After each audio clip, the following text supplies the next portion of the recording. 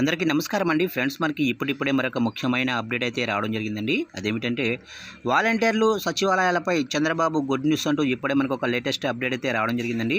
అయితే ఇందుకు సంబంధించిన పూర్తి వివరాలు అయితే మన వీడియోలో తెలుసుకుందామండి. అంటే వాలంటీర్లకు అలాగనే సచివాలయ సిబ్బందికి రాష్ట్ర ప్రభుత్వం అయితే ఒక కీలక సూచనలు అయితే చేసింది. అయితే వారికి గుడ్ న్యూస్ కూడా చెప్పినట్లయింది. దీనికి సంబంధించిన పూర్తి వివరాలు అయితే మన వీడియోలో తెలుసుకుందామండి. వీడియో మాత్రం ఎక్కడ స్కిప్ చేయకుండా చూడండి ఫ్రెండ్స్, అప్పుడే మనకి పూర్తి సమాచారం అయితే తెలుస్తుంది. ఇక ముఖ్యంగా వీడియో నచ్చినట్లయితే లైక్ చేయండి ఫ్రెండ్స్. లేట్ చేయకుండా టాపిక్లోకి వెళ్ళిపోదాము. ఇక రాష్ట్రంలో వైసీపీ ప్రభుత్వం తీసుకువచ్చిన 2 కీలక వ్యవస్థలను ప్రభుత్వ శాఖల్లో కలిపేందుకు రాష్ట్ర ప్రభుత్వం నిర్ణయించింది. ఇక జగన్ హయాంలో వాలంటీర్ల వ్యవస్థను తీసుకొచ్చిన విషయం అందరికీ తెలిసిందే. అయితే ఎన్నికల సమయంలో ఈ వ్యవహారం వివాదంగా మారింది. దీంతో వారిని ఎన్నికలకు ముందు ప్రక్కన పెట్టారు. అదేవిధంగా జగన్ హయాంలో ప్రతి 2000 ఇళ్ల పరిధిలో ఒక గ్రామ వార్డు సచివాలయాన్ని ఏర్పాటు చేశారు.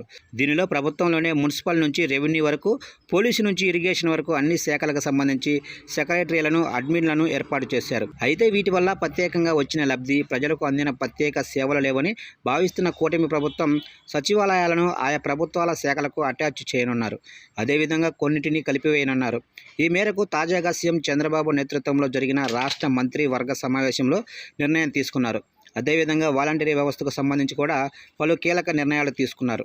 ఎన్నికల నేపథ్యంలో వీరంతా ప్రక్కన ఉన్న విషయం తెలిసిందే. అయితే అప్పట్లో దాదాపుగా 2.3 లక్షల మంది వాలంటీర్లకు గాను 1.7 లక్షల మంది వైసీపీ నేతల ఒత్తిడితో తమ ఉద్యోగాలకు రాజీనామా చేశారు.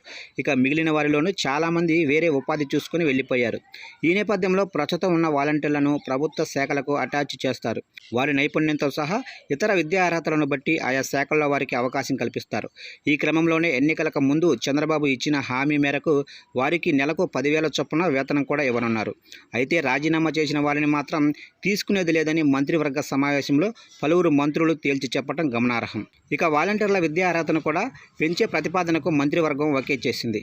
ఈ విషయాలపై చర్చించి పూర్తి స్థాయిలో అధ్యయనం చేసేందుకు మంత్రివర్గం ఉపసంఘాన్ని నియమించేందుకు కేబినెట్ ఆమోదించింది.